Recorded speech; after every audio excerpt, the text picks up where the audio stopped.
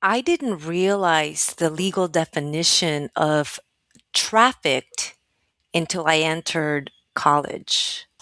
It allowed me to see the two versions of the America of those that had and the America of those who did not.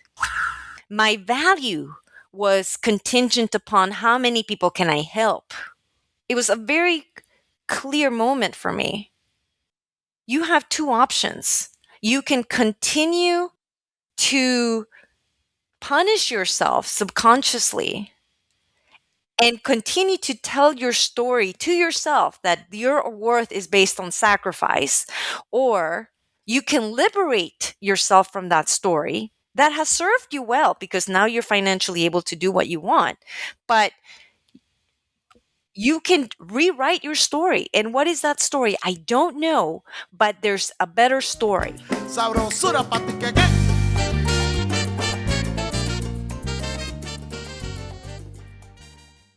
Hola, hola. Welcome back to Café con Pam, the bilingual podcast that celebrates the power of our stories, the medicine in our voices, and the magic of reclaiming who we are. This week, I'm sitting down with someone whose story will challenge everything you think you know about success, sacrifice, and what liberation actually looks like. Doctora Ana Yáñez-Correa. Doctora Ana is a nationally respected criminal justice reform leader who spent 2 decades changing lives through policy. As the executive director of the Texas Criminal Justice Coalition, she led the passage of over 150 statewide reforms. She worked alongside John Legend and Commissioner Rodney Ellis. She held influential positions at the Public Welfare Foundation, Harris County, and the Sierra Club. She earned her Ph.D. while working full time. On paper, she achieved everything. And then, in 2025, after 40 years in the United States, Ana made the decision that shocked everyone who knew her. She chose herself. She chose liberation. And then she crossed the border, this time in the opposite direction. En este episodio, you're going to learn what it really takes to leave survival mode behind when your entire identity has been built on sacrifice and service. We're also going to explore how burnout isn't just exhaustion. It's your body's wisdom telling you something has to change. And you'll hear Anna's practical roadmap for choosing liberation, from financial independence to geographic arbitrage to rewriting the stories that keep us small. If you've ever tied your worth to how much you produce, burned yourself out serving everyone but yourself, or wondered if it's too late to choose a completely different life, este episodio es para ti. Sin más, aquí te dejo mi conversación con la liberada, la valiente, doctora Ana Yáñez-Correa. Doctora Ana, ¿cómo estás? Bienvenida a Café con Pam. Pam, I am thrilled to be with you today. And I just want to say thank you before we begin for creating this space for us to be able to share our stories. Yeah. Now more than ever, we need safe spaces like this. So thank you, Pam. Indeed. Indeed. I think what I started 10 years ago, now it's like, oh, this is why. Past self, you knew it. So, Doctor Ana, let's dive back into your story. We're going to go backwards a little bit and then we're going to bring it forward. The first question we always ask is, what's your heritage? Mexicana, orgullosamente mexicana, registered in Colima, Estado de México, and partially raised en la Ciudad de México, Cuernavaca y Michoacán. Ah, o sea, en toda la República, como dirían. Un poquito. Más o menos. Bueno, Ana, you came to the US really young with your mom, and one of the things that marked your story is that you had to endure being work trafficked. Could you tell us a little bit more? And did you know? I mean, obviously, you as an 8-year-old didn't know, but was your mom aware of what was going to happen, or was it like a kind of like a scam that she went through? I didn't realize the legal definition of trafficked until I entered college. I didn't realize that when we came to America, to Philadelphia, and the people that brought us to America, when they took our passports, when they followed us, when they would send us to clean homes and apartments and then automatically would take our money, when they would prevent us from communicating with our family, that the coercion, the exploitation, the the limiting of our freedom, just our Mm. personal basic freedom, it became clear after that. I was like, oh, I was trafficked. But Mhm. think about how it took so many years to actually realize that had happened. And it happens to many immigrants. And it's been my experience that when there's the period of transition from whatever country you're migrating from to the promised land, that the focus is gratitude, Agradece. triumphantly focusing on work and that gratitude. And it wasn't until later on that it became clear. And I'm grateful for it. I am grateful. I know it might sound odd, but I am grateful for every single thing that happened to me in my journey, because it's made me who I am now. Mhm. And it also ignited a fire inside of me that fed my ability to be the advocate that I was for so many years. It allowed me to see the two versions of the America of those that had, and the America of those who did not. Yeah, for sure. Did you, because you were really young, and it's just you and your mom. Did she have conversations around, like, this is hard? Did she know that this was happening, and how did you get out of it? She did not know that we were going to experience what we experienced. Mm. We lived in the attic in a fairly well to do neighborhood. And we experienced a lot of health problems because it was not insulated and it was really cold. Oof. And so my mother's health declined while she was cleaning houses, and I was helping her clean houses as well. And what she realized was that we needed to get out for our safety, for our health purpose. And one day while she was cleaning the house where we were staying, she found our passport. And instead of taking me to the bus station, because they started allowing us to go to the bus station where the kids would get on without following us, it was part of the routine. They knew she's taking her to the school bus. And so my mother had her passport, my passport. And at the time, Pam, the school system in Philadelphia, if you gave them 25 cents, I remember this, it was 25 cents, they would give you sponsored free lunches. It was some type of program for children who were not able to afford paying for lunch. And so I would get 25 cents. And I never spent my 25 cents. So for a year and a half, I kept 25 cents. You didn't eat?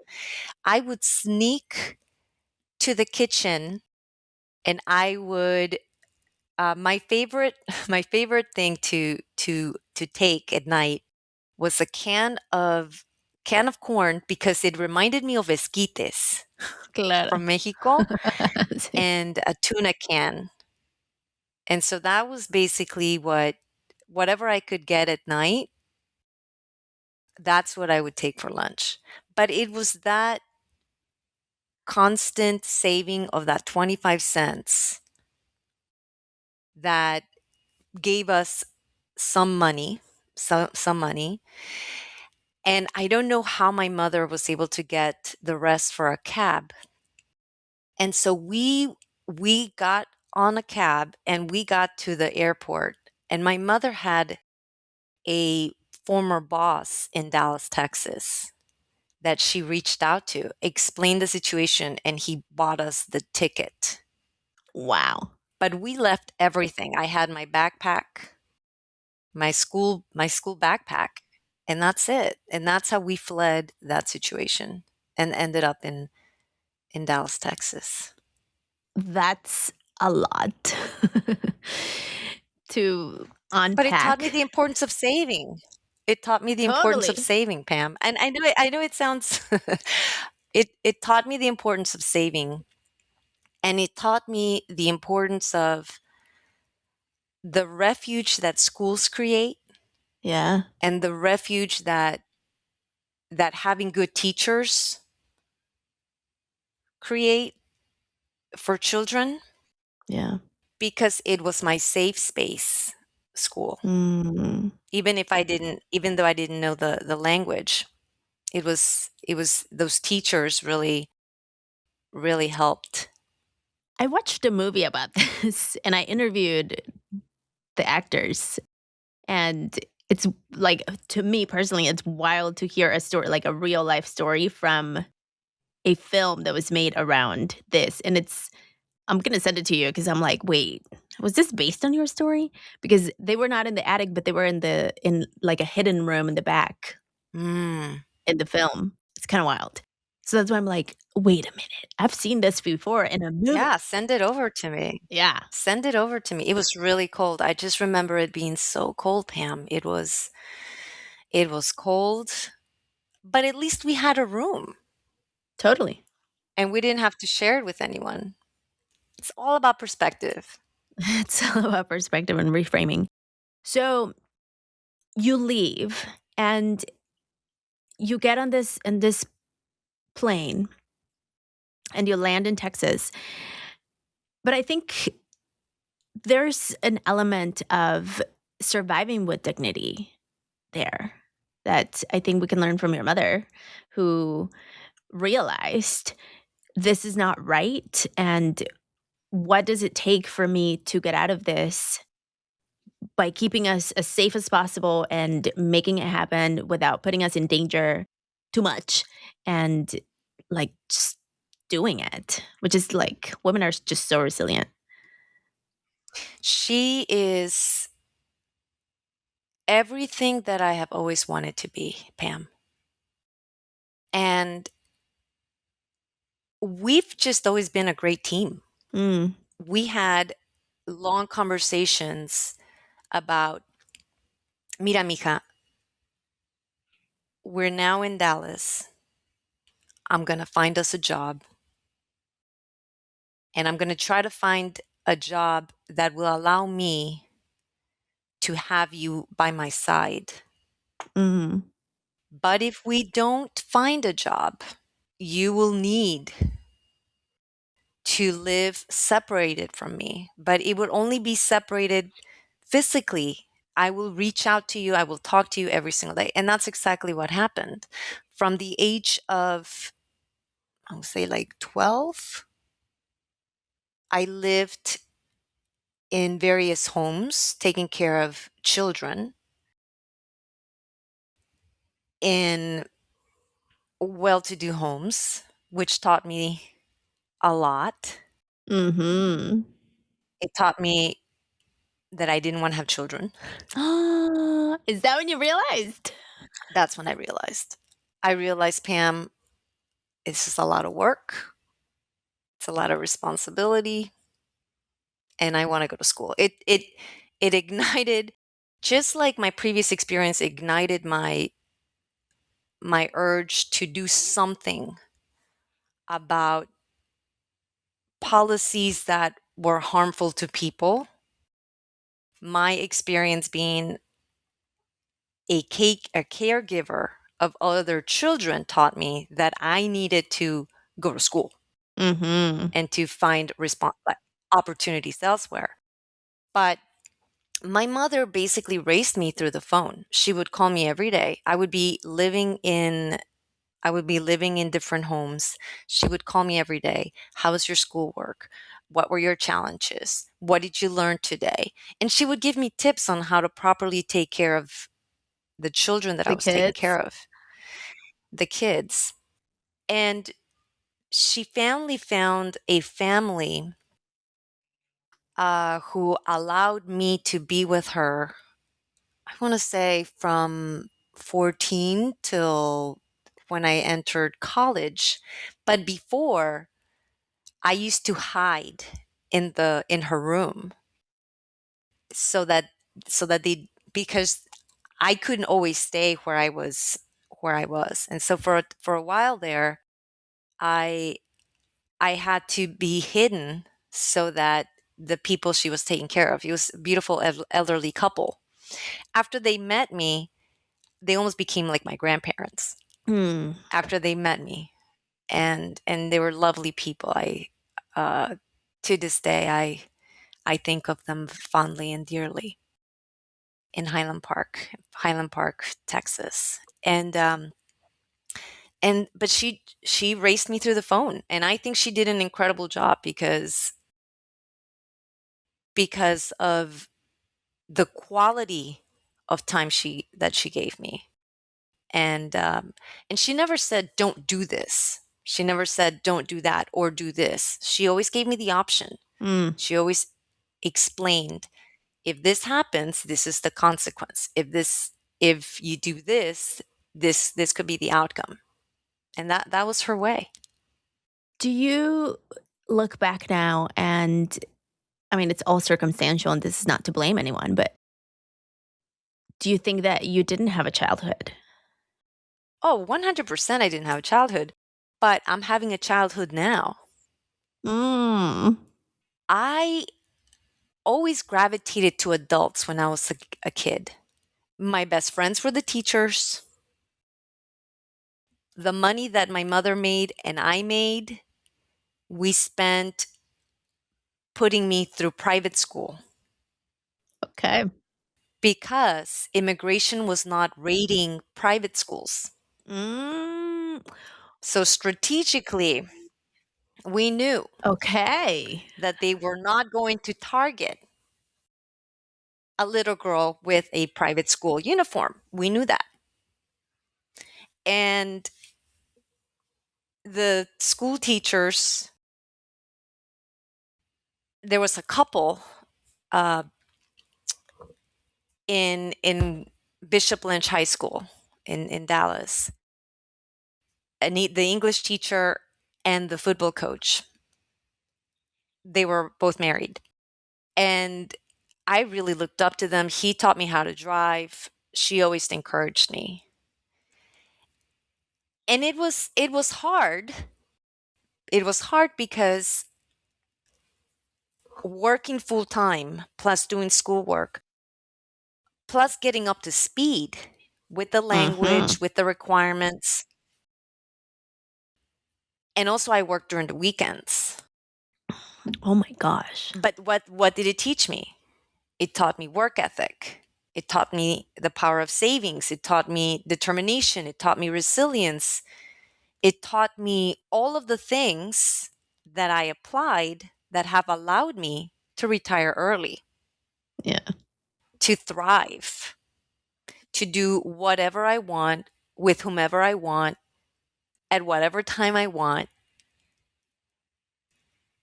and do it in an age where I can have fun. Like right now, I am learning what softness looks like. I am learning what type of music do I like? What type of experiences do I like? And every day the little child comes out when I look at a butterfly and I start following it. When I look at, I mean, Mexico, and I know we'll talk this about this, but later on. But Mexico has so much to offer, Pam. It's I feel like a girl in a candy store. There Yeah. are hundreds of magical towns in Mexico Mm-hmm. with the architecture and the art and the music and the food, and it's overwhelming, the how much fun I'm having. So I am having my childhood now. Yeah. Por eso le dicen México mágico, ¿no? México mágico, exactamente. I love that you're reframing that you're having your childhood now. And the journey to get here wasn't easy. So No. while the reframe is that you learned from those moments work ethic and resiliency and grit, it also put you into this overcompensation of it because you overworked, you burned out. Tell me when, which we're kind of like fast forwarding a little bit, but you kept going to school, you did all of these jobs, which now I'm curious. Did your teachers know you were working? A couple did. They were not concerned? They understood my situation. Mm. They understood my situation. But Pam, I was such a teacher's pet, Pam. I mean, I would sit in the front row. And I say it in that way because I was just grateful to be there, to have an education. It was like, this is my way out Yes. and I need assistance, so I'm going to connect with my teachers. And there were a couple of moments, for example, they wanted me to try track and I would train with them, but I couldn't compete. So I would, because the track meets were during the weekends and I needed to work during the weekends. Yeah. And so that's how I navigated that. That's how I navigated that. But I was just always so grown up, Pam. It was very much matter of fact. It's like, this is my situation. This is what I need to This is what do. it is. This is what it is. So, and I feel like they respected that. They respected that in a sense. Yeah, I'm sure. How did you get to that, like, moment of, like, this is my situation, I'm going to work, instead of derail? Because there's, like, when you're at that age, there's all of the options and Mhm. all of the kids offering all the things. How did you stay focused in, I'm working, I'm focusing on school, and, like, this might look fun and exciting, but I'm going to stay here on this track? I didn't like my peers, Pam. I didn't want to spend time with them. I had nothing in common with them. All they Okay. wanted to do was party and go out and date. I knew what date meant. The possibility of getting pregnant. Mm-mm. I've taken care of too many. Taking care of kids taught me to stay away from that. They wanted to Yes. sneak out and drink. Some of the places that I lived, I knew the impact of alcohol, so I knew that's not what I wanted. Mm. And I had nothing in common with them. What was I going to tell them? What was I going to say while they were thinking about the quinceañera? You Claro. know what I remember, Pam? What I remember was thinking, how okay, wait, you're going to have your parents spend how many thousands of dollars for a party? Do you have any idea how many semesters of college in a That community pays for it, how yeah. many credits you can buy with that? And and I was very proud because at age 15, the way that I spent my quinceañera was earning money. Mm. And I remember being like, I am earning my money at quinceañera. I and My mother called the lady that I was taking care of her kids, and she said, it's my daughter's quinceañera. And then she prepared a cake. It was really sweet. I The families that I've lived with, Pam, the families that I lived with, I would say that just about all of them at some point wanted to adopt me. Ok. They knew my situation, and at some point they wanted to adopt me. And I was like, no, I'm not leaving my mom. You are a means to an end. I appreciate you, but I'm here to work so that I can go to school, so that I can have a degree, so that I can buy my mama a house. so that Yeah. her and I can live together. But I appreciate it. I appreciate it. Right. There was only one experience that was, it was, it, w- not the ideal experience. And that was when I told the family I have been accepted to college, and they were only paying me $25 to clean, babysit, iron the laundry. $25 a day? Uh-huh. And at the time, Oh my gosh. yes, yes, Pam. And I'm not that old, so yeah, it Yeah. was complete exploitation. And at the time, I was helping organize an immigrants march in Highland Park. And the Dallas Morning News did an article, and Alfredo Corchado interviewed me, and it came out on the Dallas Morning News. I was just there marching, right? I was just marching for immigrant rights in Highland Park. And the family read the story and recognized my name, and they were really upset. Oh, they were so mad. They were so mad, Pam. And I very calmly said, I care about your daughter porque me encariñé con su hija, no? Like she was a little girl Yeah. and I would take care of her. But if you're mad now, I got some news. I'm leaving and I'm going to school. Oof. How selfish are you? Wow. Who's going to take care of my daughter? She's bonded. Oh my gosh. And I remember thinking, Pam, it's like, you are.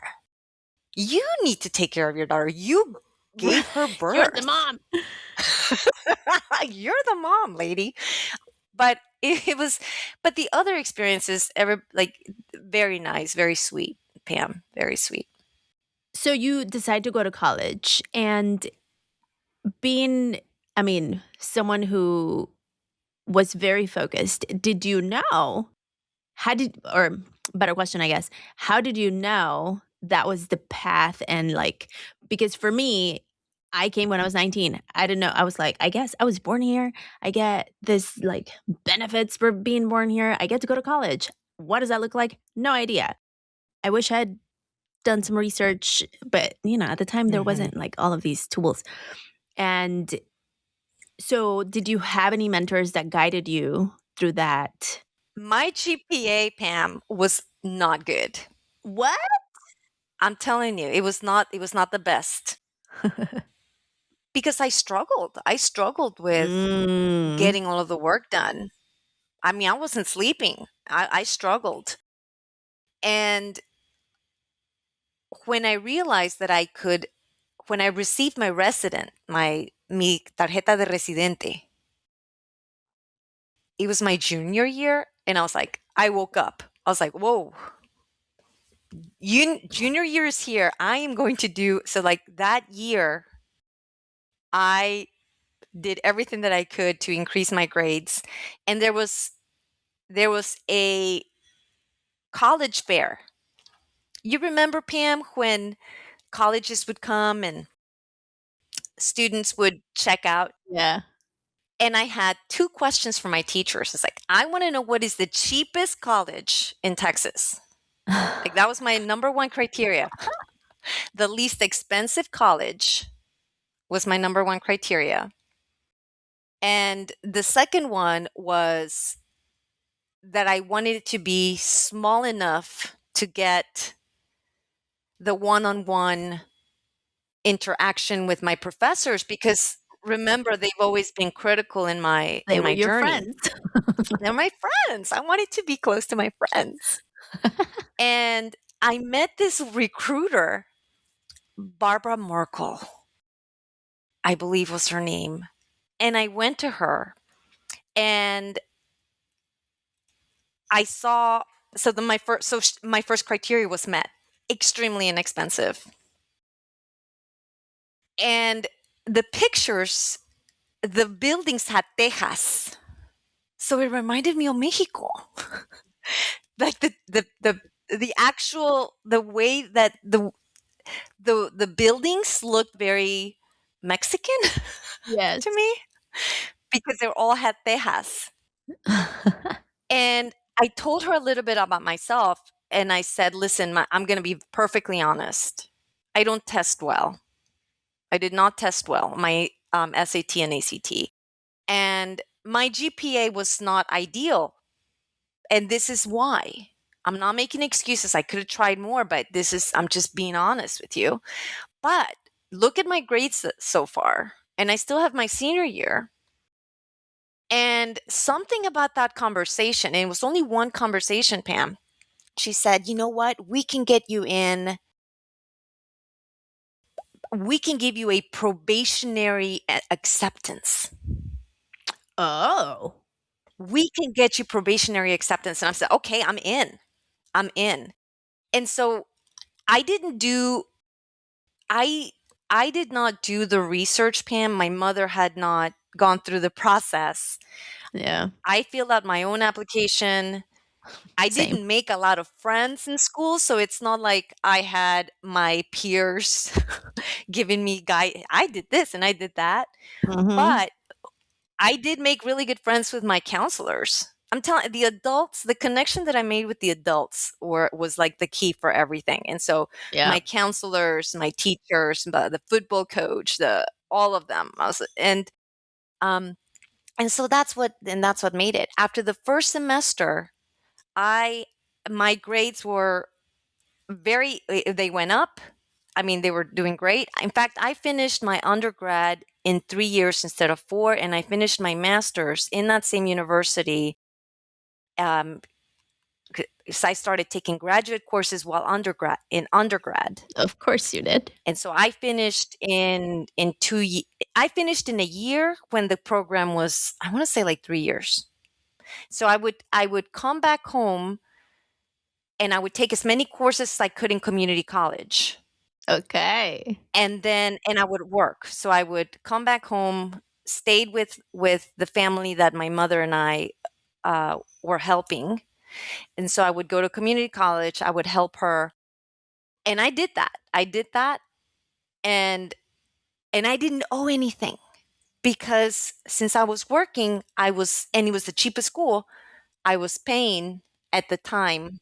I was paying while I was working, and I was getting all of the classes out of the way as I could in community college as well. I love that. Let's actually take a quick coffee break. Sounds good. Sabrosura pa' ti que qué. Doctor Ana, do you drink coffee? I don't. Nunca has tomado café. Pues it's not good for my nervous system, Pam. Te altera too much. I get jittery. But matcha has a little bit of caffeine. And that has actually, so I put matcha and turmeric and pepper. Fun. And it gets rid of inflammation while also gives me that energy. Love that. In my Mexican cup. You see the Mexican cup? I love it. And that's your morning beverage of choice? That's my morning beverage choice. And chia. I drink chia seeds in hot. Okay. I put chia seeds in hot water. That's the first thing that I do in the morning, and lemon. So I let them soak for about 20 minutes and they expand. And so that's really good. So that's my first thing. And then I do but when I was working, I was drinking coffee and that was not good for my nervous system. So I bet. Well, cheers to your matcha. I am actually drinking tea. So I make a concoction in the mornings. And then, so I drink my tea, I have breakfast, and then I drink my coffee. Because, you realize that coffee first thing in the morning is not the best thing. So, and because it's early on my time, we're still on the tea time. And what type of tea is it? Is it black tea? No, it's a lot of things. I went through this whole journey of healing my womb and went the Western medicine route. It didn't work. They actually made it worse. And so I went back to plants and Eastern practices of like regulating your nervous system. I'm a clinical EFT practitioner. So I'm like, you have the tools. What are you doing? And so nervous system regulation, play, softness, as you talk about, and plants. And so my morning tea of course, I went into this through an herbolaria course, this whole thing. And so I have in today, what did I put? Oh my gosh. I put jujubes and the other ones that are red, goji berries, and raspberry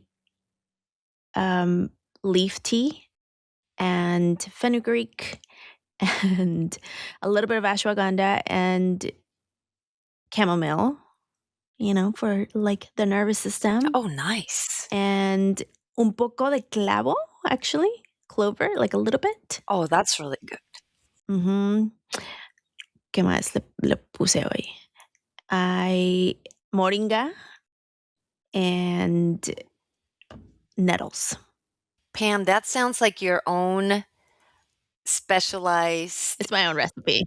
It's your own specialized tea with Pam packages Yeah. for. I know. It's a thing. And frankly, I will say I went from having heavy, painful periods to now my periods are 3 days and 0 pain. And light, Wow. the power of plants, y'all. So, but I'm not, I'm not a doctor. I'm not a practitioner of herbs or anything like that. So I can only talk about what worked for me. And I invite always people to go play with plants. Now, don't play too much with plants because plants are also very powerful. Do it with a professional. And I think trust the plant. I think what I would say is trust that the plantitas are open and willing to support you. Cacao is the first plant that actually supported my womb in a really powerful way. Yeah. I've weaned myself off cacao a little bit just because my gut was you need to chill with all of that. But the theobromine from the cacao, it's all, we can sit here and talk about plants all day, but let's get back to the show. I'm down. Here's the thing. Latina families have been saving money forever. From reusing plastic containers for comida, folding up plastic bags under the sink, and diluting dish soap with water. The last thing we need is to pay fees to access our money, right? Pues, in case you didn't know, BMO customers have access to 40,000 fee-free ATMs across the United States. Plus, their BMO Smart Advantage checking account has no monthly maintenance fee. Learn more about how BMO can help by visiting bmo.com/checking. bmo.com/checking. Conditions apply. Accounts provided in the United States by BMO Bank, N.A. member FDIC. Let's talk about something we all deserve: financial empowerment. Whether you're tackling debt, planning for retirement, or starting that dream business, navigating your finances can feel overwhelming. But it doesn't have to be, thanks to Savvy Ladies. Savvy Ladies is a nonprofit organization dedicated to helping women like you take control of your financial future. They offer free resources, webinars, and my favorite, a free financial helpline where you can connect one-on-one with trusted financial experts. And yes, it's completely free. Whether you're just starting your financial journey or need guidance on a specific challenge, Savvy Ladies is here to provide quality and trusted advice you can count on. So why wait? Visit savvyladies.org today and connect with the financial helpline to get the personalized support you deserve. Your journey to financial independence starts here. That is savvyladies.org. Your path to financial freedom can start today. Okay. Doctor Ana, entonces you become this, could we say that you become this overachiever in all of the ways? You went through the school, you finished early, you pushed hard and fast and furious, and went into the corporate world, realized that because you had been in domestic work, is that what it's called, for a long time, you didn't have the quote experience that the companies were looking for. And so when that happens, you get this reality check of like, oh my gosh, I've been working my whole life, focusing on education. And now that I'm looking to go to the next step, which is get a job, now you're facing this wall. What did you do with it? Well, I always knew, Pam, that I didn't want to work for corporate America. And so the sectors that I focused on was government Mm-hmm. at first. And there were several jobs in the city of Dallas that I wasn't, even though I had a master's, it was just a no. You don't have any internships, you don't have any experience, you don't have any of that. And I wouldn't even get an interview. But because I was an advocate and I was doing so much of the immigrant rights desde que era jovencita, like since I was, cleaning houses and being like, this is wrong, so we're gonna rally, but tomorrow I'll be back to work, Right. right? It was one of those that there was a radio station, Radio Única, Mm-hmm. and my mother met with the manager. And I don't know how she did this, but she convinced her to give me an opportunity for a meeting. Okay. And after that first meeting, she gave me the opportunity to become the community engagement director for Radio Única. I see. And that's how that happened. And one day, the news anchor did not show up. So she gave me the Dallas Morning News Oh, and she told me, translate it into Spanish, and now you're going to give the news. okay. So I became a reporter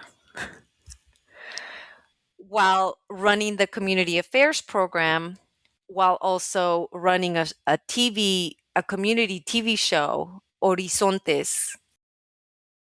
And it was horrible. I would get there at 4 o'clock in the morning and I had to do traffic. And Pam, I'm pretty sure I'm responsible for several crashes. I did not. I mean, it was 4 o'clock in the morning, translating, identifying who to interview. Most of them did not speak Spanish. So I would ask the people I would interview, what do you want to say? Then I would tell them in Spanish how to say it. Then I would run Oh to my the location and gosh. then I would copy and paste the recording to make the complete sentence in Spanish, all while keeping up with the news. And I was getting paid nothing. I was getting paid nothing. So I would maybe get 3 hours of sleep, 4 hours of sleep max.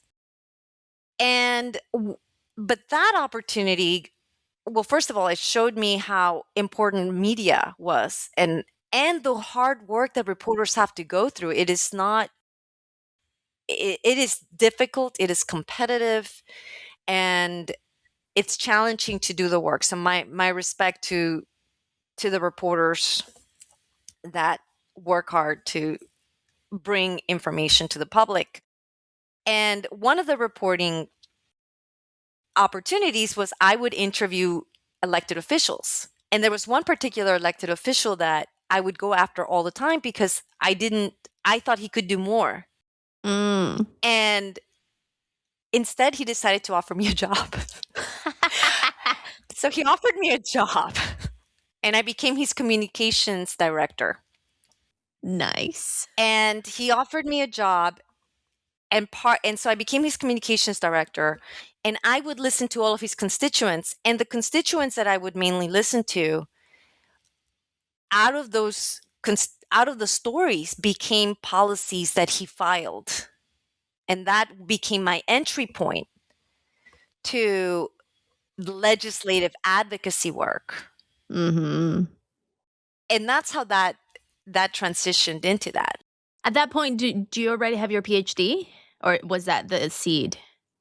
I entered the I entered a doctorate program in Dallas, and and helped one of the teachers with ethnographic patterns of immigrants from Guanajuato. But then I stopped doing the doctorate program in Dallas so that I can solely focus on the legislative legislative work. But when I was at the Texas legislature and I started learning about how to pass a bill, how to kill a bill, how to create unlikely alliances. And remember when I shared, Pam, that my experience living with so many diverse families, particularly Republican conservative families that would employ me, I learned how to speak Republican. I learned how to Mm. communicate.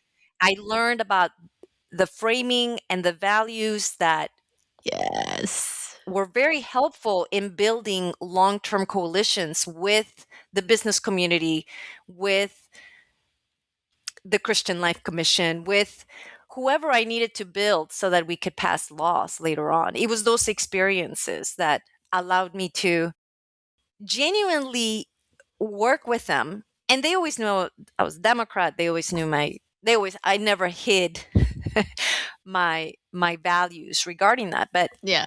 it was that experience.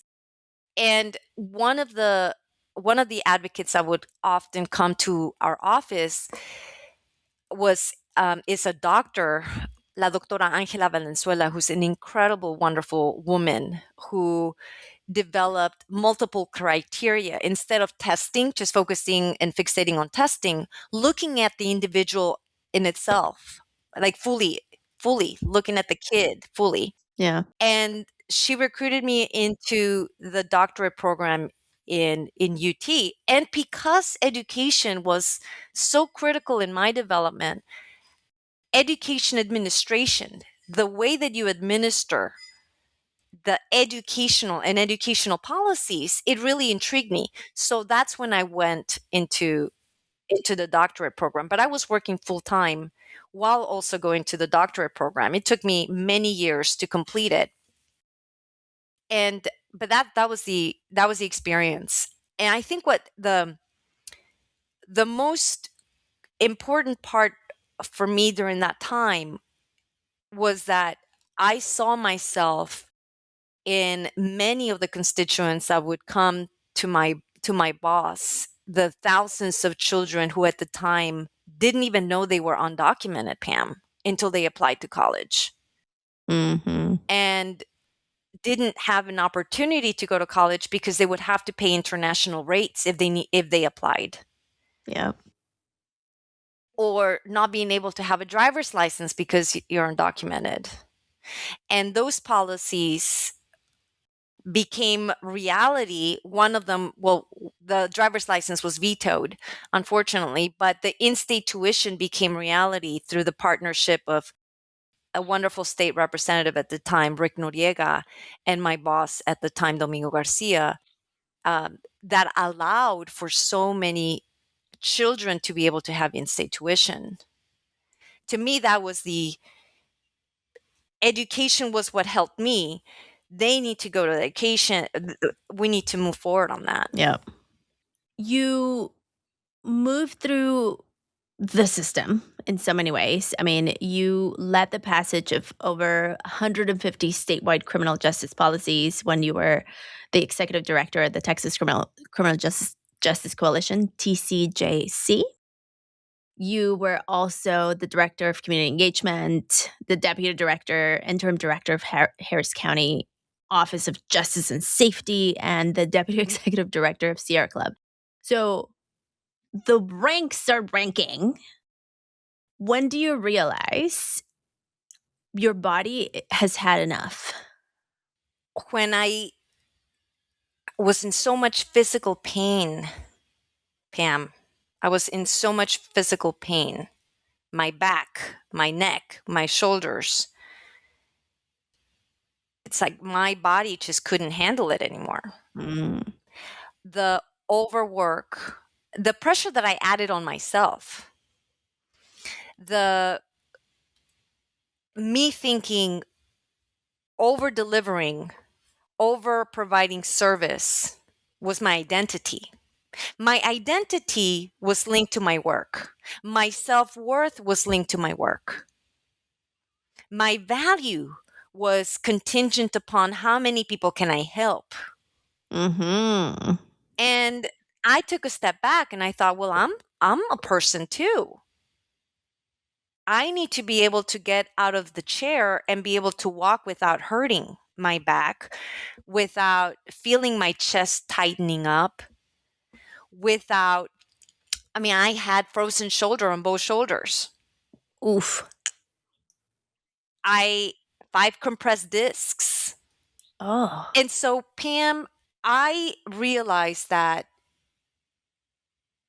my priority in this world was to be happy. Because there was also the question of, am I happy? Yes.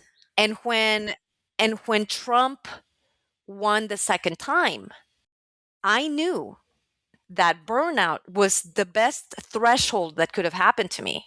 Because if I had not felt that level of burnout physically, I would have said, I am definitely not retiring now. If anything, Mm-hmm. I am going to keep at it and I'm just going to go, go, go. But then I thought, you have a woman who is a Mexican, you're the Mexican president, Dr. Claudia Sheinbaum Pardo, who aligns with your values. And now you have this president who does not align with your values. Where do you want to spend the remainder of your life? Where do you want to go? Where can you thrive as a human being instead of Yeah. depleting yourself? To survive. And I chose me. I chose me, Pam. So the solution was sell your home. You have throughout your life you have worked to have financial freedom and independence. That's been a priority of mine because I always knew I was going to piss somebody off, and that's why I didn't want to work for corporate. So I always needed to have a side support system, a side way of making money so that I could have flexibility to go wherever I wanted to go work wise. So I got to that place and I thought, let's do it. And I chose Mexico. I chose Mamacita. Let's go. And so now we're in Mexico and we're thriving and we're enjoying and exploring. I chose Mexico. I chose me.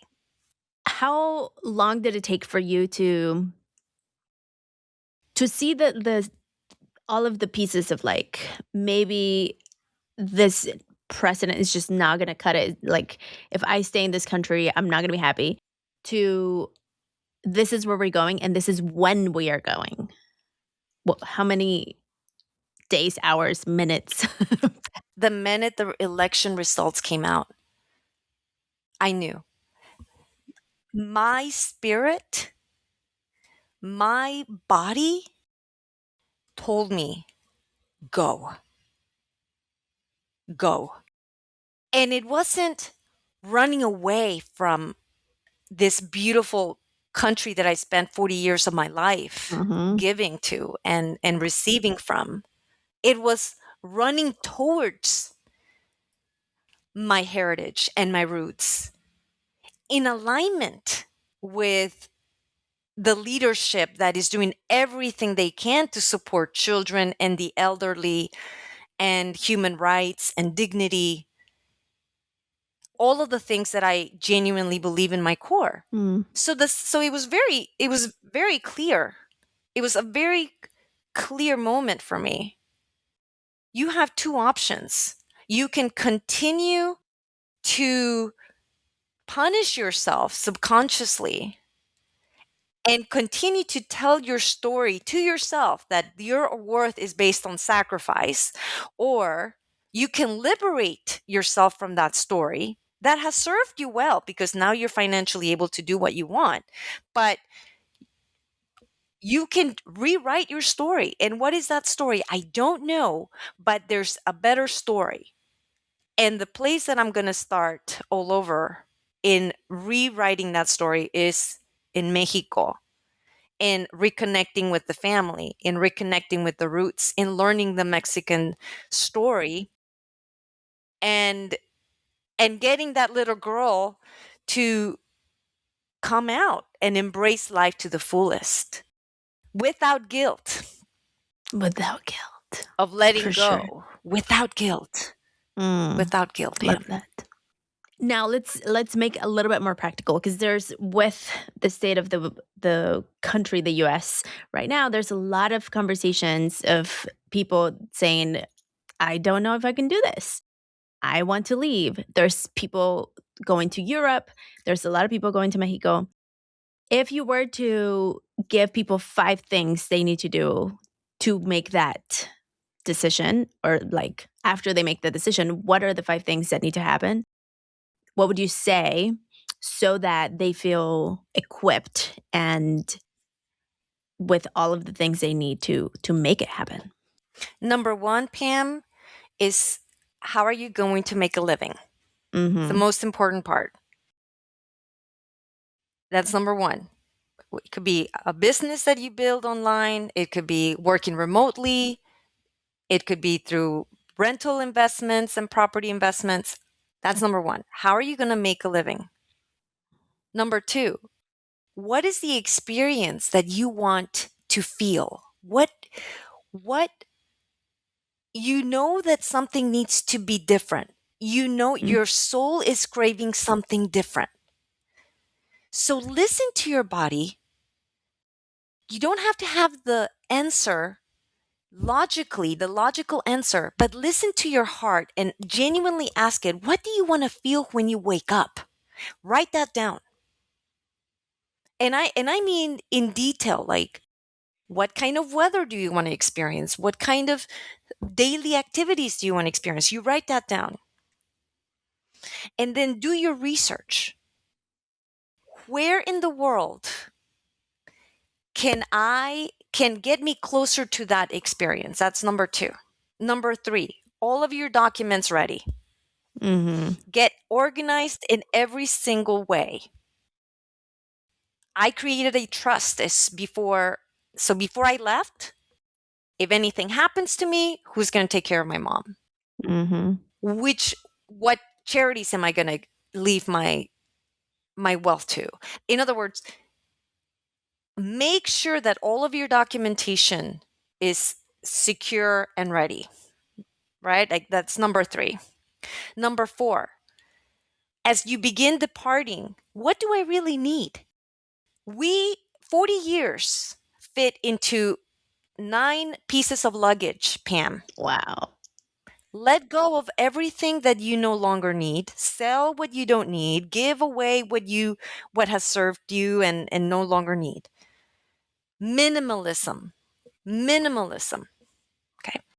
And number 5, as much research as you can. Yes, do your research, do your homework, but also be open to the new experiences that are going to come. Be open to what the universe is going to share.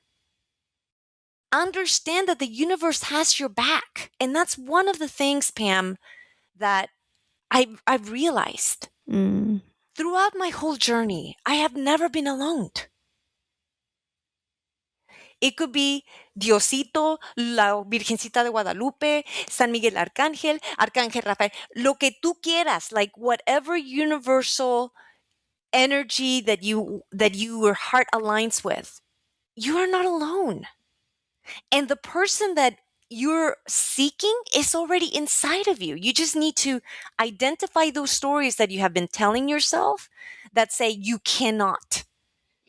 Mhm. And they're there to protect you, Pam.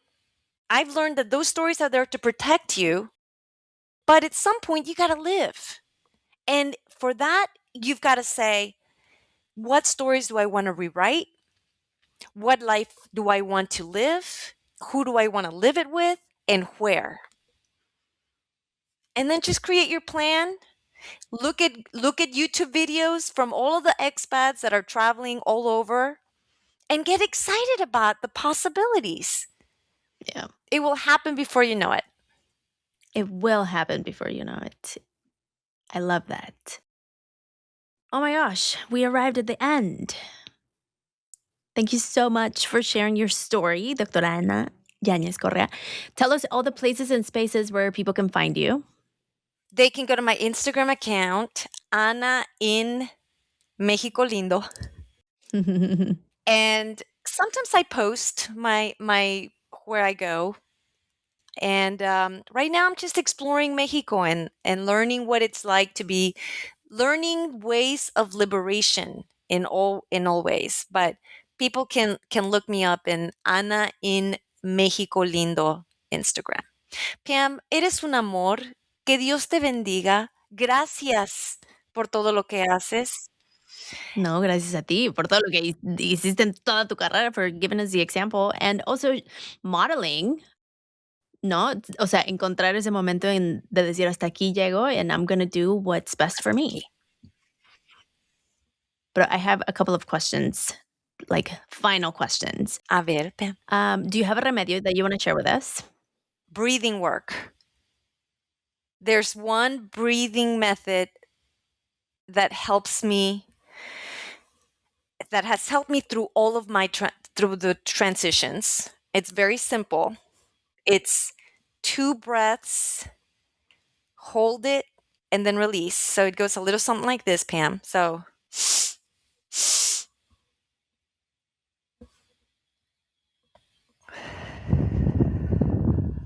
it's how would you describe it, Pam? You just saw it. So it's double breath, so like Respira, respira, y it's the breath of fire, no?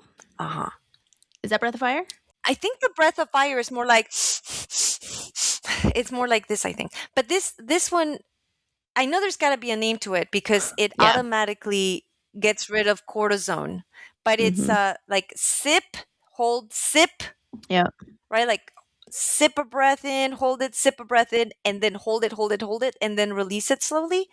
Yeah. And that gets rid of whatever pressure, whatever stress, and you can do it as many times as you want. It works. It works immediately. That would be the first remedio is the breath, the power of breath.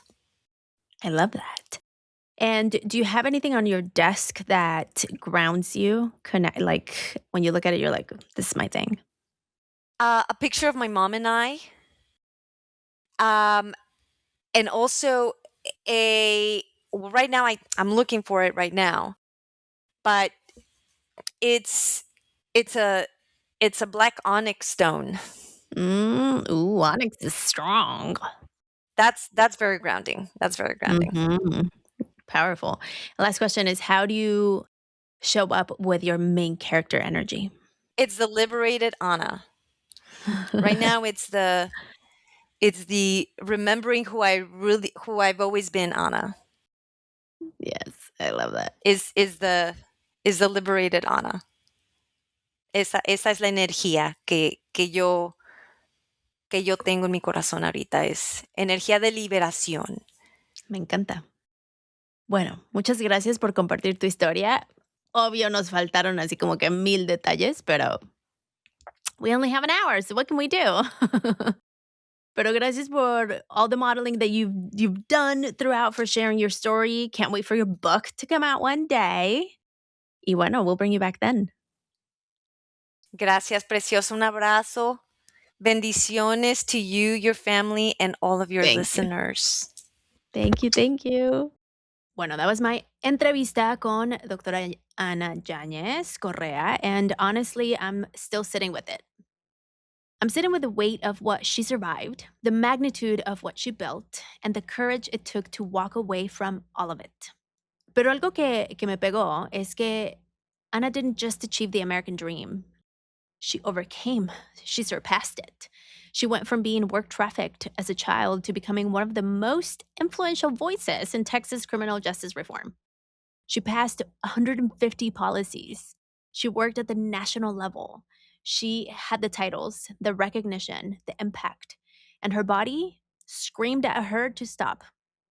5 compressed discs, frozen shoulders on both sides, chest tightness, physical pain that wouldn't let her ignore the pain anymore.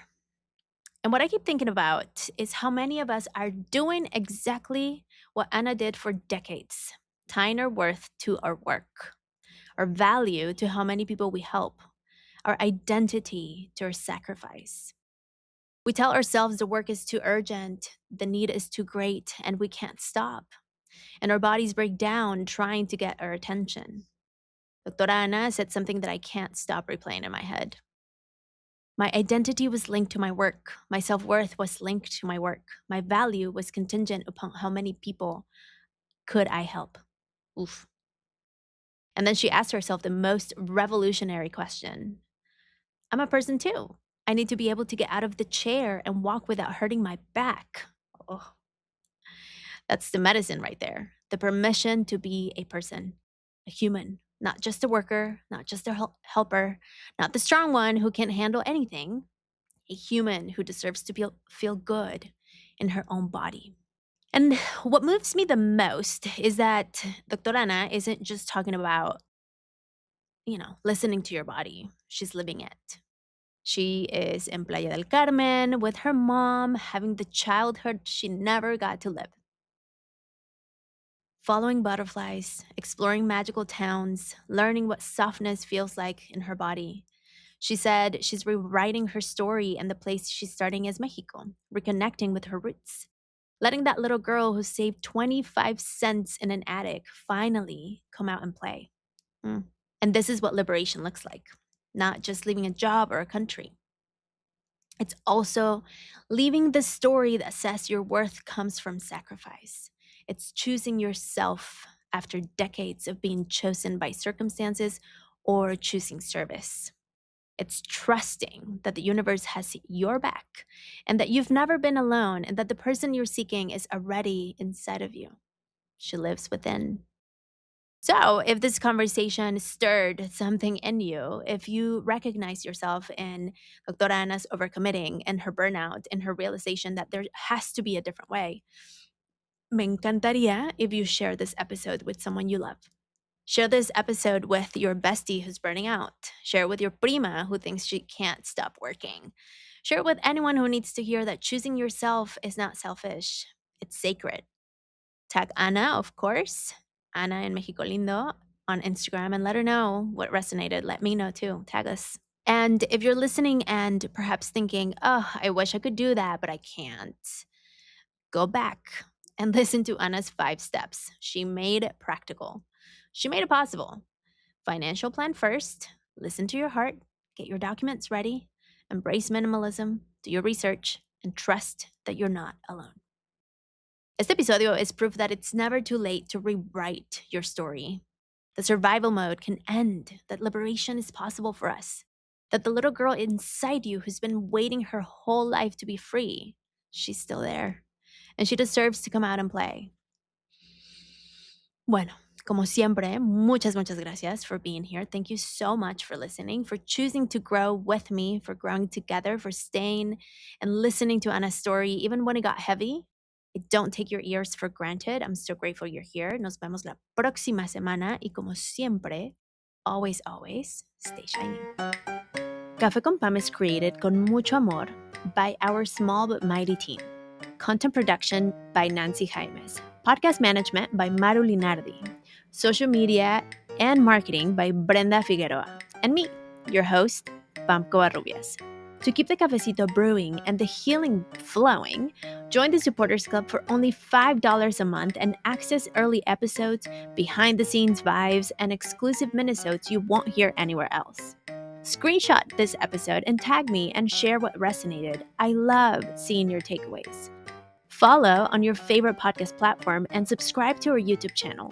Let's keep the conversation going with us on social media at Café con Pan Podcast because your voice always matters there. We love being on Instagram and Facebook. Gracias for listening to Café con Pan, a Spread Ideas Move People production. For more episodes, guest info, or resources, visit cafeconpam.com. And if you're healing from calladita culture and don't know where to start, you can take the quiz. cafeconpam.com/quiz for tia wisdom and cariño just for you. Sabrosura pa' ti que